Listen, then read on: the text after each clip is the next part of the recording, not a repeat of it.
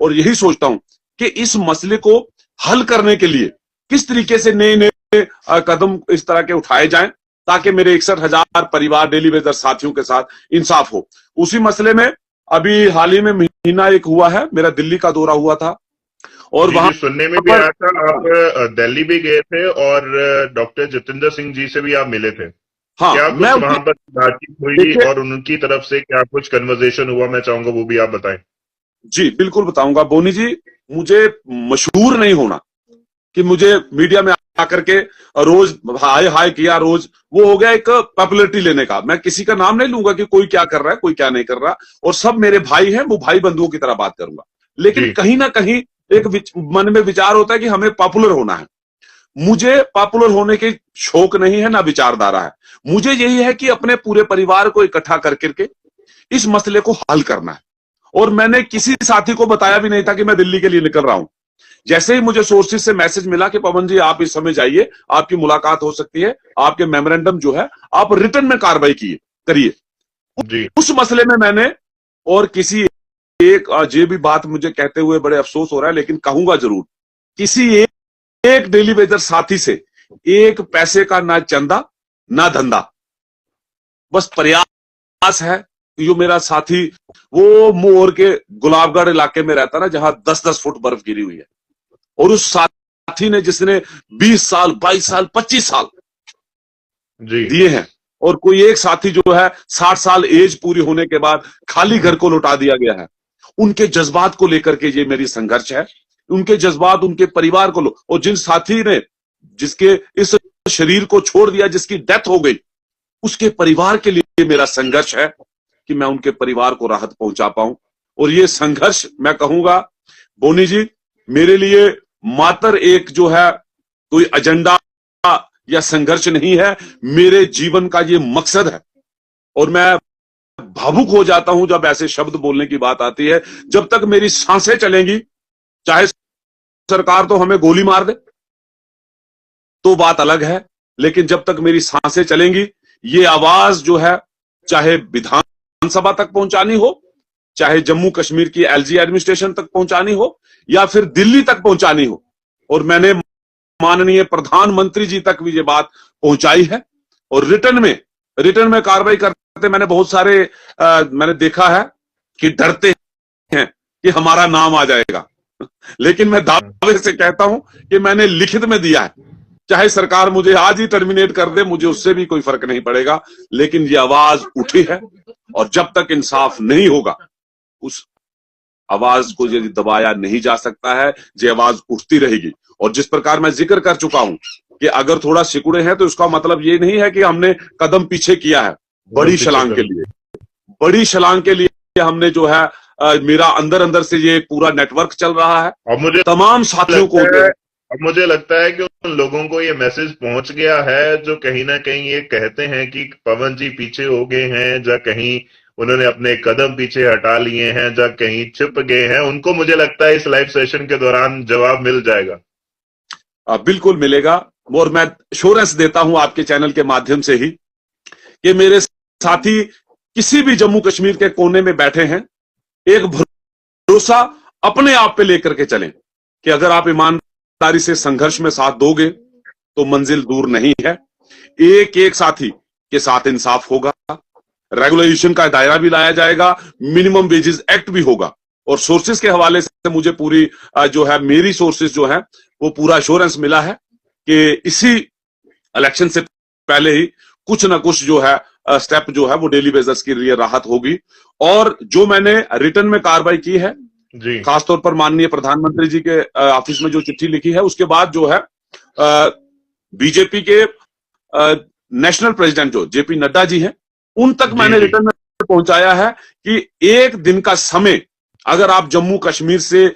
Bharatiya Janata party की जीत चाहते हो तो एक दिन के लिए आप डेली वेजर की आवाज सुने और अपनी सुनाएं।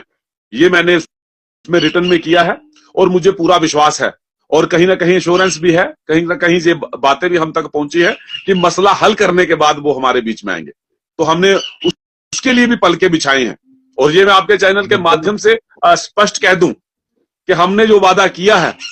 अगर भारतीय जनता पार्टी केंद्र की सरकार इस समय एलजी एडमिनिस्ट्रेशन के माध्यम से डेली वेजर्स के हक में फैसला लाती है,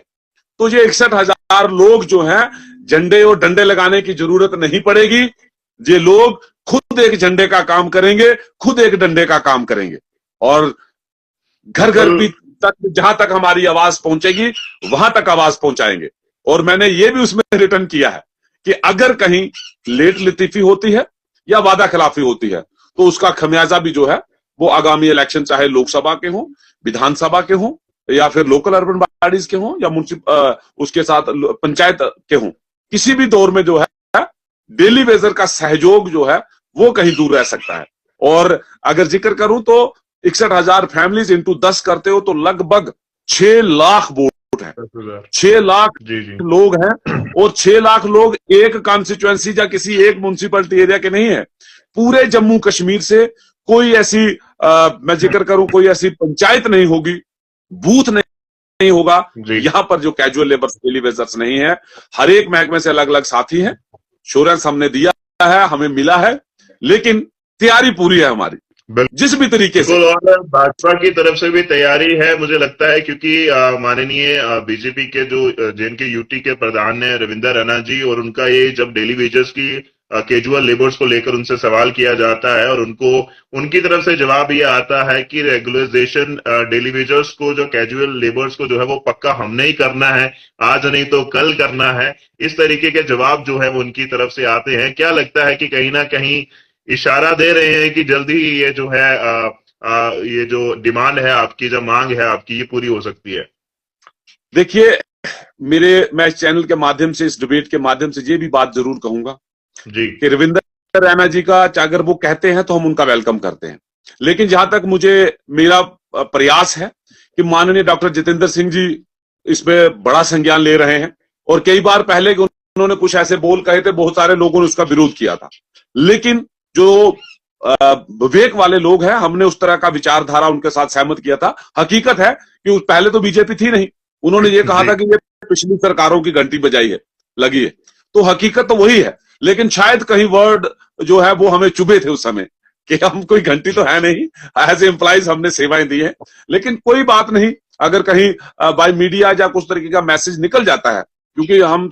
वो कहे ना, गलतियों से जुदा तू भी नहीं मैं भी नहीं, क्योंकि हम दोनों इंसान हैं, खुदा तू भी नहीं मैं भी नहीं, हम सभी इंसान हैं, और इंसानों से जो है जुबान हो सकती है, ऐसी कोई बात नहीं। लेकिन मुझे एश्योरेंस है डॉक्टर जितेंद्र सिंह जी से, मुझे पूरा भरोसा है कि वो ही इसमें मसले में जो है केंद्र में हमारी बात लेकर के गए हैं या जाएंगे, और जो भी होगा, और फर्स्ट प्रेफरेंस ये भी रहेगा कि माननीय डॉक्टर जितेंद्र सिंह जी ही डेली वेजर के हूबहू भी हम उनको जो है देखेंगे, और वो हमारी बात सुनेंगे, उसका हल करने का भी जो है वो प्रयास करेंगे, भरोसा है हमें। और अगर नहीं तो जिस प्रकार से मैंने कह दिया है, रविंदर रैना जी का आपने जिक्र किया, तो वो कह रहे हैं कि कोई नहीं है टक्कर में, क्यों पड़े हो चक्कर में, तो मैं कह दूंगा कि आप मत रहिए चक्कर में, 61,000 परिवार है टक्कर में, अगर टक्कर की बात होगी। फिलहाल हमें भरोसा है, इंश्योरेंस जो मिले हैं,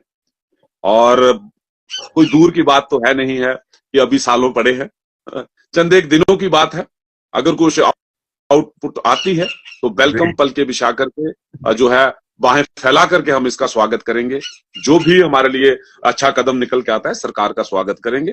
और जो भी चेयर पे होगा, हमारी फाइट तो उसी से होती है, और लगातार जो है जब तक। और मैंने ये भी एक कहा है, कहीं मेरे साथ जी आते हैं, पवन जी म्युनिसिपैलिटी की आपने बात छोड़ दी, पवन जी आपने लोकल उसके फॉरेस्ट की बात नहीं की, पवन जी आपने YSS की बात नहीं की, पवन जी आपने फलाने डिपार्टमेंट की।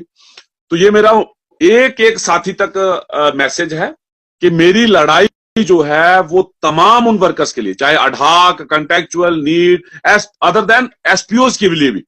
और मैं एक वाक्य आपके चैनल के माध्यम से बोनी जी जरूर शेयर करना चाहूंगा। जरूर, बिल्कुल। मैं बाइक पे सफर कर रहा था, और ये हकीकत है, इस समय मैं कटरा मां वैष्णो देवी के चरणों में बैठा हूं अपने निवास स्थान पर, और ये वाक्य, मैं बाइक पे आ रहा था, तो वहां पर उस समय मेरी आंख में कुछ गिर गया, तो मैंने हेलमेट उतार दिया, तो आगे से एक जो ऑफिसर बैठे थे पुलिस के, उन्होंने मुझे कह दिया कि आपने हेलमेट नहीं डाला है, आप गाड़ी रोकिए। मैंने रोक दी, तो कहते हैं कि आपका चालान काटा जाएगा। मैंने कहा बहुत अच्छी बात है, लेकिन मैंने अभी हेलमेट उतारा है, और मैं हेलमेट खोलता नहीं हूं, लेकिन मजबूरी मेरी आंख में कुछ गिर गया था, मैंने इसलिए खोला है। कहते नहीं जी चालान काटा जाएगा, आप अपना डॉक्यूमेंट्स दीजिए। तो बोनी जी जैसे ही मैंने अपना डीएल जो है उनके हाथ में थमाया, तो उन्हीं में से एक एसपीओ, पुलिस के कांस्टेबल थे, एसपीओ थे शायद, उन्होंने उनके हाथ से वो मेरा डीएल छीन लिया। वो कहते नहीं सर, आप सबका चालान करिए, एक बंदा है जो हम सबके लिए लड़ रहा है। और बोनी जी उस दिन मुझे एक दिल ही दिल में इतनी खुशी महसूस हुई, एक गर्व महसूस हुआ कि ये एक सुकून भरा पल था मेरे लिए वो। और उस बंदे ने कहा कि ये आदमी जो है पवन जी, ये हमारे लिए लड़ रहे हैं दिन रात, इनका चालान हम नहीं कटने देंगे, हमने भी बहुत सेवाएं की।